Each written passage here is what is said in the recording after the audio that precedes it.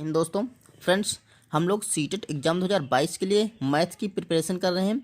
तो यहाँ पर हम लोग सीटेट के जो प्रीवियस ईयर एग्जाम्स में मैथ्स के क्वेश्चन आए थे उन्हें सॉल्व करते हैं। तो इस वीडियो में हम लोग देखने वाले हैं जो सीटेट एग्ज़ाम 2019 का पेपर हुआ था उसमें मैथ्स के कौन कौन से क्वेश्चन आए थे, उसके कुछ क्वेश्चन हम पिछले वीडियो में डिस्कस किए थे। इस वीडियो में हम लोग देखने वाले हैं उसके जो नेक्स्ट बचे हुए क्वेश्चन है मैथ्स के।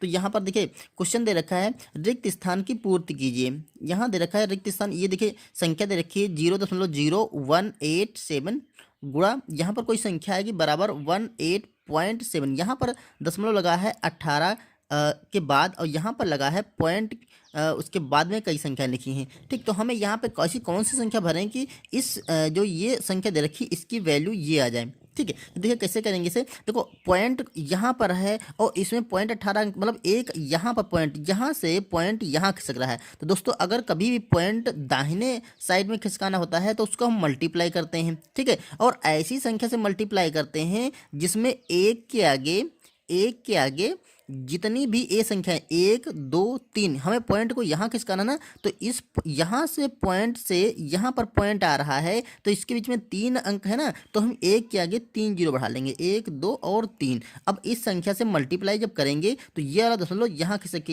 यहाँ से खिसक के यहाँ आ जाएगा। ठीक है, मतलब हमारा पॉइंट ये आ जाएगा। तो यहाँ पर जो संख्या भरने वाली है वो 1000 भरी जाएगी। ठीक है, हम 1000 से मल्टीप्लाई जब इसको करेंगे तो ये दशमलव यहाँ से यहाँ खिसक के आ जाएगा। आप इसको मल्टीप्लाई करके चेक भी कर सकते हैं। तो ऑप्शन नंबर में इसमें बी लगा देंगे।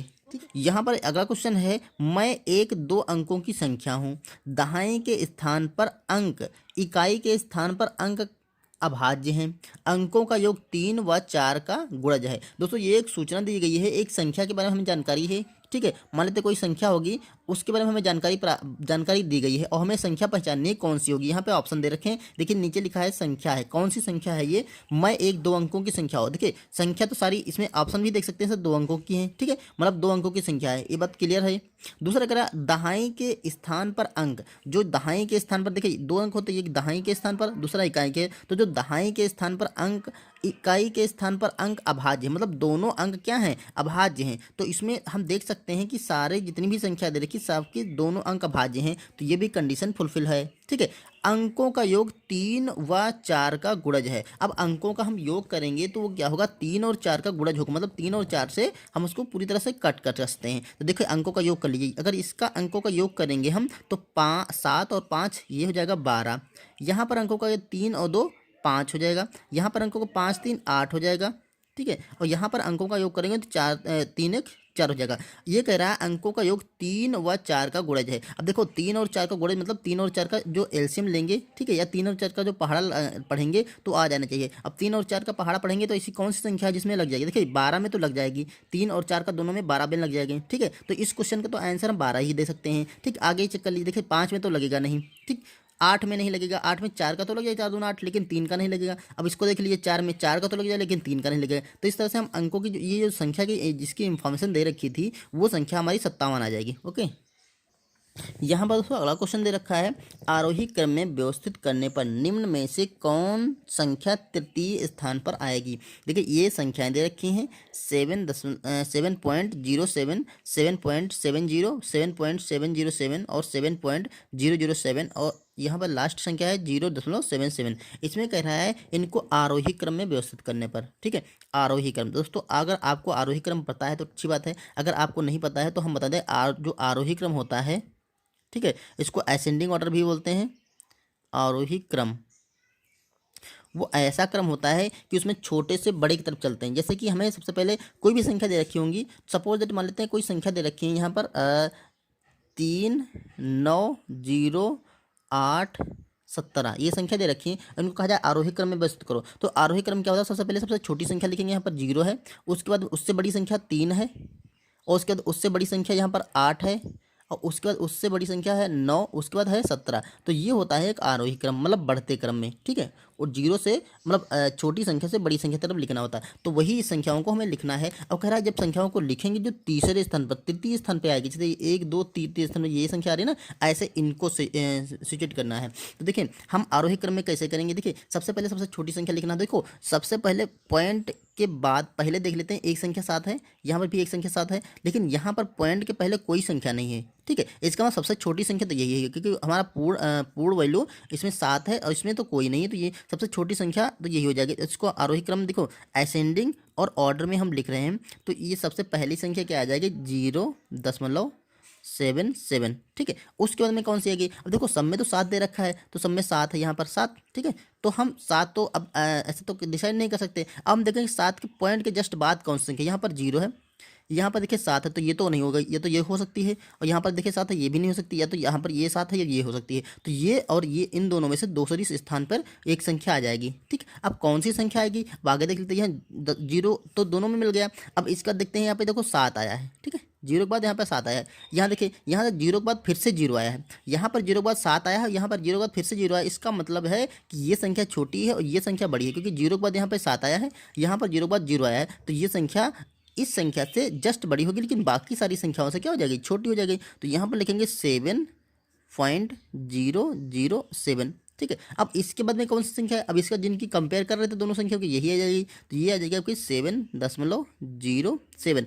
तो हमारा तीसरे स्थान पर पूछ रहा था ना, तृतीय स्थान पे हमारी यही संख्या आ गई, तो हमारा आंसर तो यहीं से मिल रहा है। देखिए ये ऑप्शन नंबर हम सी लगा सकते हैं। ठीक, आगे देख लेते हैं। देखो यहाँ पर जो संख्या ये हो गई, ये हो गई, और ये दो संख्या बची। अब इनमें देख लेना है सबसे छोटी कौन सी, क्योंकि इसके बाद इससे इन संख्याओं से बड़ी और इन दोनों संख्याओं से छोटी संख्या आएगी। ठीक, तो यहाँ पर देखिए 7.70 है और यहाँ पर है 7.707, मतलब ये संख्या बड़ी है और ये संख्या है छोटी। ठीक है, क्योंकि यहाँ पर 7 आया है, यहाँ पर 707 भी आएगा, तो यहाँ पर लिख देंगे 7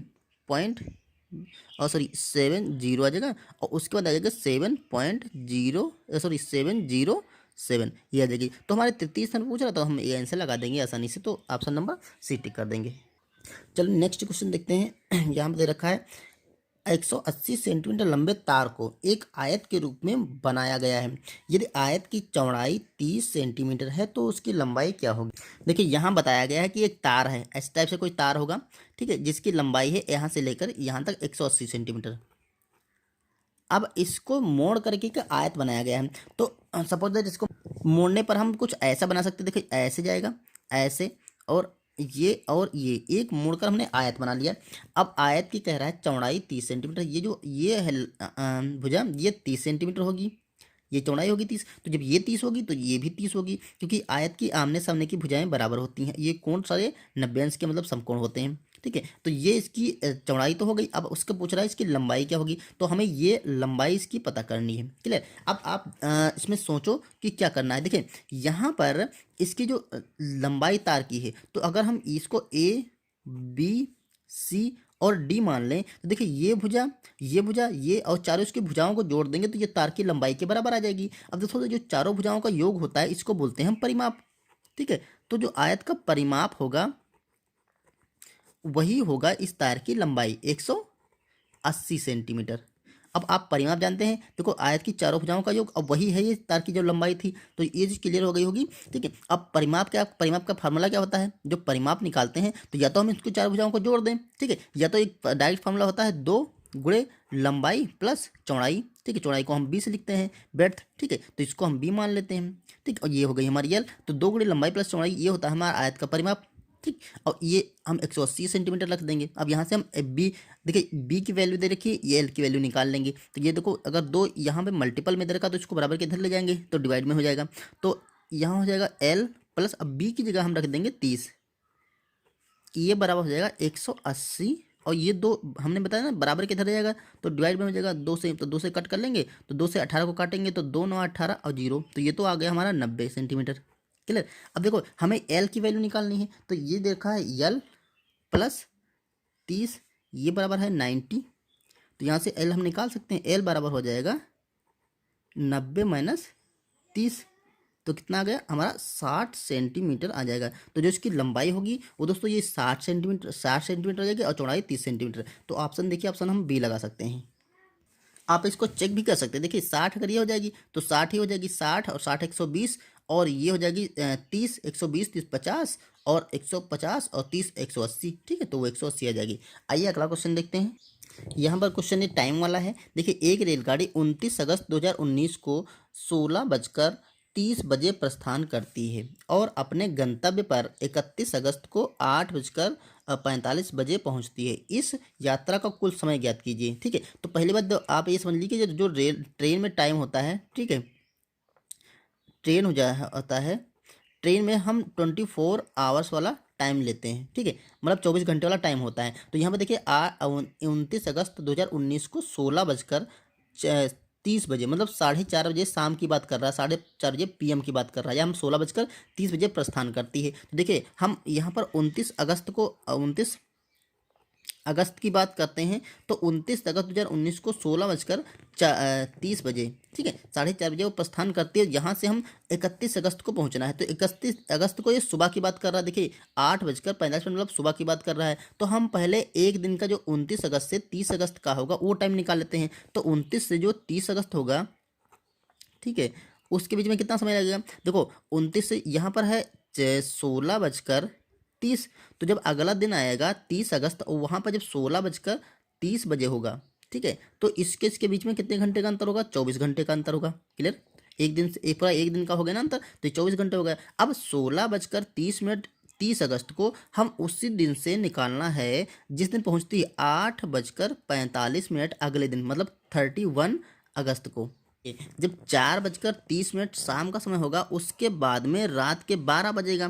ठीक है, और 12 बजकर जब सुबह का समय 4:30 होगा, तो यहाँ पे 12 घंटे का अंतर आएगा। मतलब सुबह जो 4:30 होगा, तो 12 घंटे का अंतर आएगा, क्योंकि शाम वाला जो समय होगा उसके बाद अगली शाम, मतलब सुबह का जो समय आएगा 31 अगस्त को, तो 12 घंटे का अंतर होगा। ठीक है, और उसके बाद में 8 बजे से 8:45 पर ये टाइम से हमें ये टाइम क्या करना है, घटा देना है। तो देखो 4 से जब 8 बजेगा, ठीक है, तो 8 बजेगा तो यहाँ पे 4 घंटे हो जाएगा, और 30 है, और 30 से जब 45 होगा, मतलब देखिए 4 से जब 8:30 हो जाएगा, तो 4 घंटे का समय हो जाएगा। ठीक है, और जब 30 से 45 होगा तो 15 मिनट का और समय हो जाएगा। तो हमारा ये टोटल समय उसका बीच का आ रहा है। आप इसको लॉजिक से ही लगा, लेकिन अपने अपने तरीके से लगा सकते हैं, क्योंकि टाइम तो हर किसी को पता होता है, और हम लोग अपने तरीके से उसका समय निकाल सकते हैं। तो जैसे आपको अच्छा लगे वैसे निकाल दे। फिलहाल ये तरीका अगर आपको अच्छा लगे तो इसे निकाल दीजिए। देखिए 12 और 24 जोड़ देंगे, 24 और 12 जोड़ेंगे तो ये हो जाएगा 12 × 3 = 36, और 36 × 4 = 40 मिनट हो जाएगा।